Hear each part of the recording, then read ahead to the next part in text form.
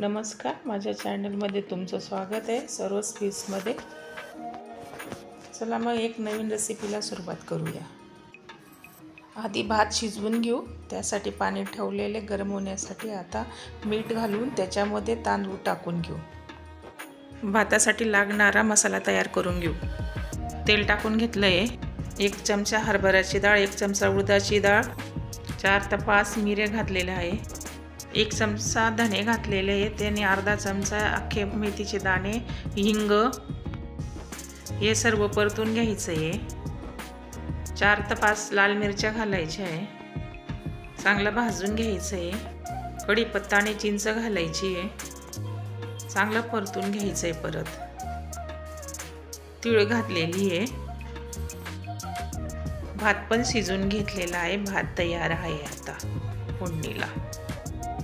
अशा पद्धतीने पाणी काढून घ्यायचं आहे आणि गार होऊ द्यायचं आहे. फोडणीसाठी जो मसाला भाजलेला होता तो आता मिक्सरमध्ये काढून घेऊ. मसाला आता तयार आहे फोडणीसाठी.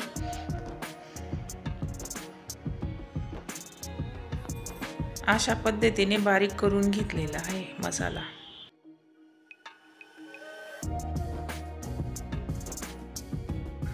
चला मग आता भाताला फोडणी देऊन घेऊ.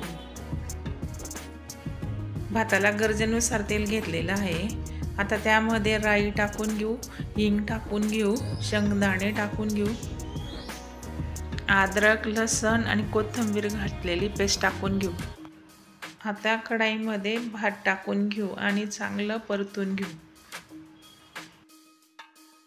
आता भातामध्ये मसाले टाकून घेऊ. जे आपण मिक्सरमधनं काढलेले ते मसाले परत टाकून घेऊ. मसाला टाकल्यानंतर ते परत परतून घ्यायचं आहे.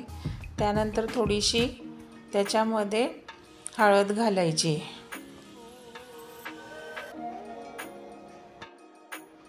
परत भात पूर्ण पलटून घ्यायचा आहे. अशा पद्धतीने पलटून घ्यायचं आहे भाताला. भात पलटून झालेला आहे. आता त्याच्यामध्ये मीठ टाकून घेऊया. थोडा वेळ भाताला आता वाफेवर ठेवू. आपण झाकण ठेवून घेऊ. भात तयार झालेला आहे. आता परत भाताला तडका देऊन घेऊ. तेल घेऊ, राई टाकून घेऊ, शेंगदाणे, हरभरा डाळ आणि उडदाची डाळ टाकून घेऊ. हिंग पण टाकून घेऊ. 1 मिरची घेऊ लाल, ती पण टाकून घेऊ. आता भाताला तडका देऊन घेऊ. पूर्ण रेसिपी तयार झालेली आहे. आता प्लीज चॅनलला सबस्क्राईब करा.